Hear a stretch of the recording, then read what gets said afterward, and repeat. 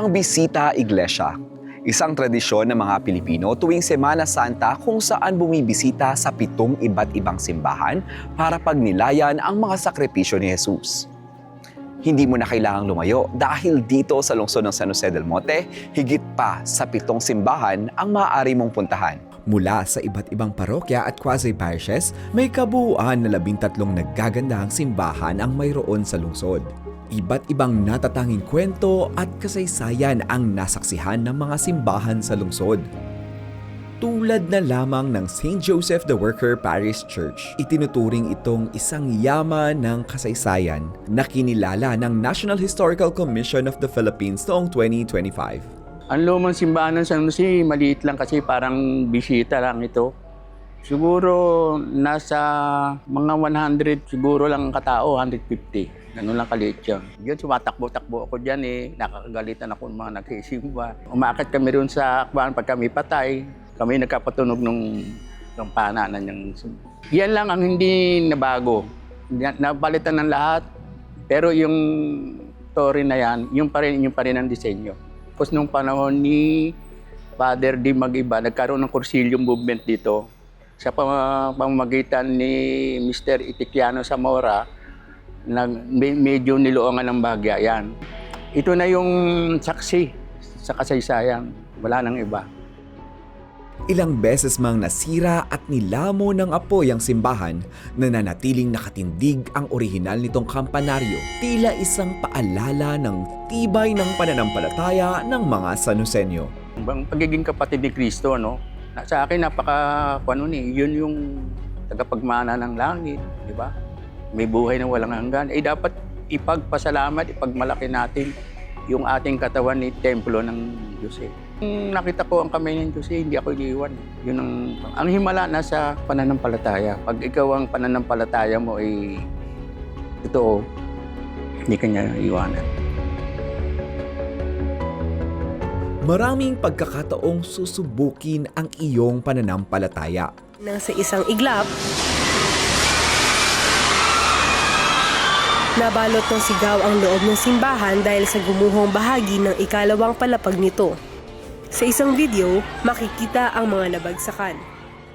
Ang trahedyang dinanas ng mga dumalo sa Ash Wednesday Mass noong 2024 sa St. Peter the Apostle Parish Church, sinubok ang kanilang katatagan. Kasi po, yung floor, dahan-dahan lang po siyang bumagsak. Talagang mahinang-mahina, pero maraming buhangin, maraming parang yung apoy na galing sa kuryente. Hindi ko na po alam kung ano, basta makita ko na lang po, nasa ibaba na ako, pero nakatayo po ako.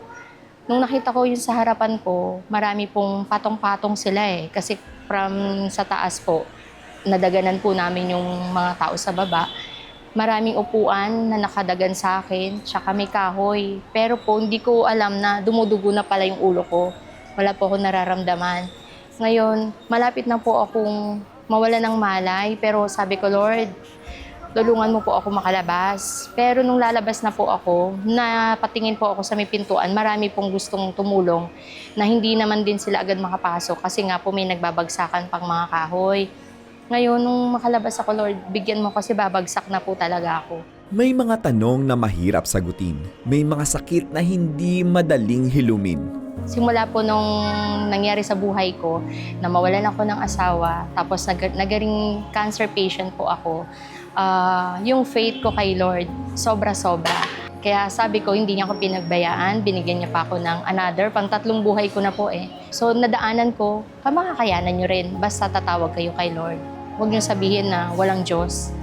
Meron, sabi ko sa kanila, kulang lang po tayo sa pananampalataya. Pero sa kabila ng trahedya, hindi tuluyang gumuho ang pananampalataya ng mga deboto ng St. Peter the Apostle Parish. Sa halip, mas lalo pa itong pinagtibay at patuloy ang paniniwalang ang Panginoon ay laging nakagabay. Isang taon na ang nakalipas nang muling maibalik sa pangangasiwa ng Diocese of Malolos ang Our Lady of Lourdes Grotto Shrine. Taon-taon, dinaragsa ito ng libo-libong deboto upang dito pagnilayan ang mga sakripisyo ni Jesus sa krus ng Kalbaryo. Tampok sa lugar ang life-size images ng Stations of the Cross at dambuhalang rosaryo na iniikot ng mga namamanata. Ang kwento ng alaala ng debosyon ay makikita sa mga saklay, wheelchairs at iba pang kagamitang iniwan ng mga debotong naniniwalang sila ay pinagaling ng kanilang pamamanata. 3 pa lamang yan sa mga simbahang maaaring bisitahin sa lungsod ng San Jose del Monte. Bawat isa may handog na kwento at siguradong mag-iiwan ng karanasang hindi malilimutan ng mga San Joseño.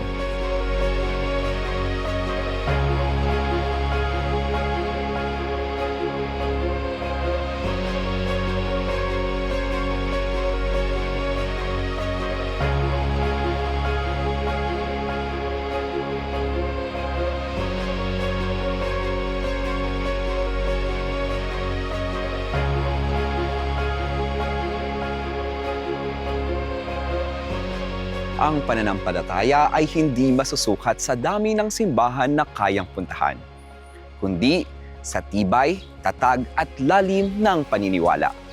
Ikaw, San Joseño, gaano kalayo ang mararating ng iyong pananampalataya? Para sa Balitang San Joseño Semana Santa Special Report, ako si Sep Zamora, Public Information Office.